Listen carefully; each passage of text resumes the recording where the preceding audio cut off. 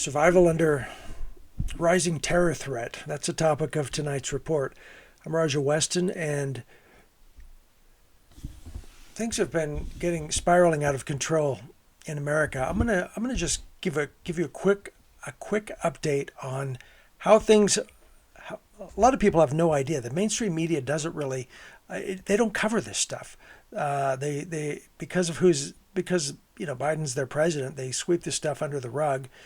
And because Kamala's running, they want everything to seem good. But I'm going to give you the specific data to let you know exactly what's going on right now in our country. And then I'm going to give you some tips on survival in times of rising threat. Now, the annual numbers prove to be catastrophic in 2023. Quote, this is coming from homelandhouse.gov. CBP recorded more than 2.4 million encounters at the southwest border and more than 3.2 million encounters nationwide. That's a lot of people. Just think there's 50 major cities in 50 states, and how many are being spread? How many are being, divide that up? You've got 3.2 million encounters. And those are just the encounters. Those don't even take into account the millions and millions that didn't run into the law. Just this fiscal year, that'd be 2023. 169 individuals on the terrorist watch list were apprehended attempting to enter the country illegally.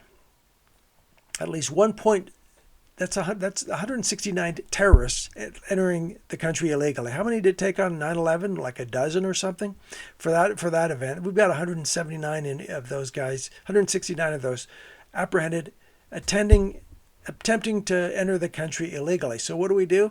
We let them go, and they sneak across at a less popular place. At least 1.7 million gotaways have evaded apprehension.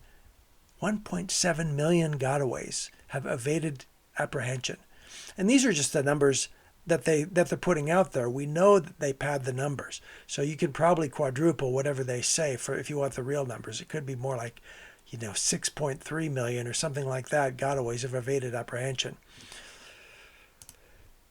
As this disaster spirals out of control, the Biden administration does not know how many dangerous illegal aliens are entering the country undetected. I don't think they want to know. Do you think they've sent someone out there with a counter and said, keep track?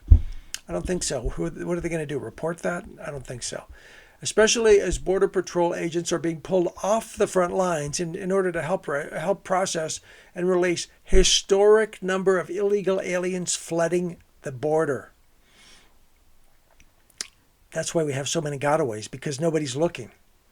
While monthly apprehensions and encounters continue to increase, Mayorkas simply continues to double down on his mass parole programs, incentivizing and facilitating the entry into otherwise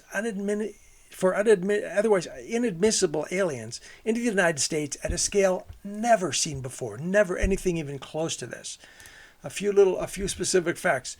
Since Biden took office, and this was in 2023, there have been 7.5 million encounters nationwide. That's in 2023. We're almost getting close to 2025 now. At that point, 7.5 million encounters nationwide and 6.2 million encounters at the southwest border. Wow. That's 1.7 million known gotaways. Now, there's going to be a lot of terrorists out of that. It doesn't take many. You take, if there's 1 in 1,000 or 1 in 100 terrorists out of 1.7 million, that's an army of terrorists. In 2023, 169 individuals whose names appear on the terrorist watch list were stopped trying to cross the border. 18 were apprehended in September alone. Again, in 2023, CBP has arrested 35,433 aliens with criminal convictions. 35. That's 35,000 convicted criminals crossing the border.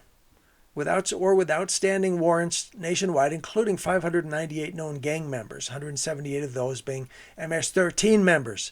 So we have a flood of extremely dangerous people crossing into this United States, an absolute flood, a flood tide of crime wave after crime wave after crime wave. In 2023, CBP, including air and marine operations, seized 293 pounds of fentanyl. That's going to kill a lot of people. That's why we're having a fentanyl epidemic of deaths in this country. So that now we know why they're here. What does this mean?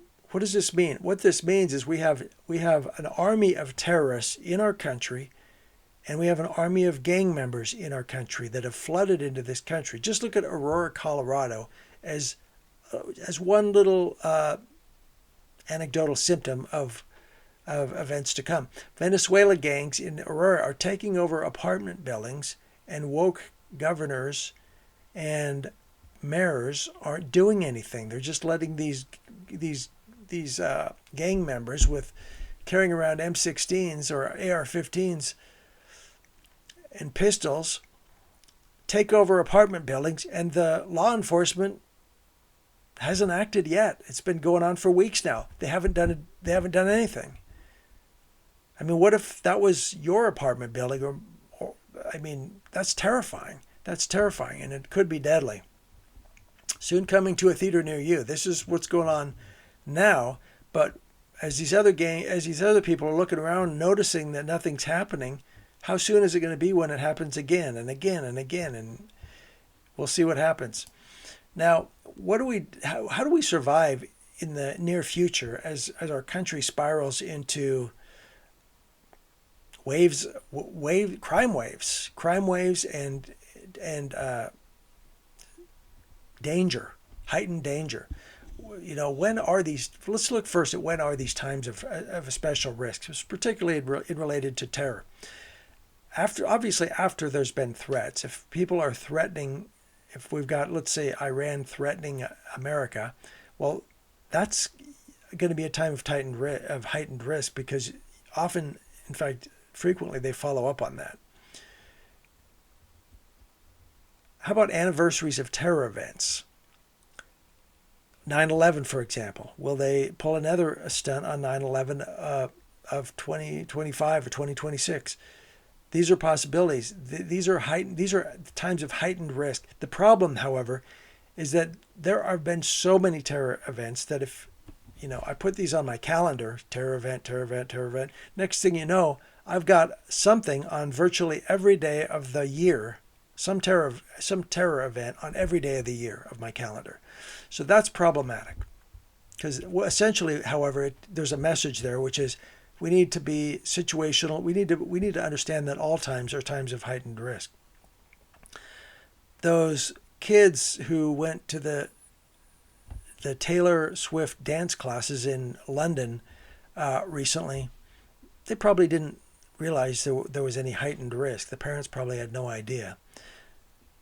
But we need to be aware of signs of when there's heightened risk. And when our country is overrun by people from all over the world, and many of them on the terrorist watch list, and many of them criminals, these are times of heightened risk. Okay. What are places we should avoid during times of heightened risk? Government buildings. We saw what happened with Timothy McVeigh years ago. We saw what happened with the 9/11, the attack on the Pentagon. So we need to, avoid government buildings during times of heightened risk, which means, well, there you go. Military establishments are also targeted. How about recruiting offices? Stay away from those. Power and water stations. Don't go there if you don't need to. Crowded places are targeted, especially during times of conflict. And times when they're unexpected, because these things have happened, virtually on any given day. Concerts, so as we saw in Russia, where not just a few months back, hundreds of people were victims of that attack in Moscow. So these are possible targets. So we need situational awareness. So stay alert. You want to watch for unattended baggage is an obvious thing. Just keep aware of those things. Take those things seriously. Trust your instincts. Suspicious behavior. We have to have situational behavior. We have to know what's going on. If we're spending all our time staring at our phone, we don't have situational awareness, and that's victim behavior. So we need to be careful about that. We need to be alert to what's going on around us at all times. It's not only our own life we're saving, but it could be someone else as well. So be aware of suspicious behavior and trust your instincts. Trust your instincts. If you think there's something wrong, listen to that. Don't just pass it off. And another thing is don't try to stand out. If you're going around, for example, in an American flag shirt, that's something like that is going to make you stand out. Now you may decide to do that if you feel strongly about it, but in terms of lowering the risk, you want to don't stand out. You want to kind of blend in with the crowd, and that's going to increase your chances of survival. So there you go. That's where we stand. We stand in a time where the risks are exponentially rising. Absolutely exponentially rising right now, today, this month, this year. And we need to, as a result, we need increased situational awareness and to take extra precautions. Now, if somebody's specifically targeted, if you're specifically, for some reason, you're specifically targeted, in that case, there's extra precautions you need to take, like checking your own car check the wheel well for bombs, have a mirror to look underneath, even look inside. Just be aware and take extra precautions. But that's a more of a unlikely circumstance. All right, there you go. There's some thoughts on survival in times of rising threats due to rising terror threats. Good night.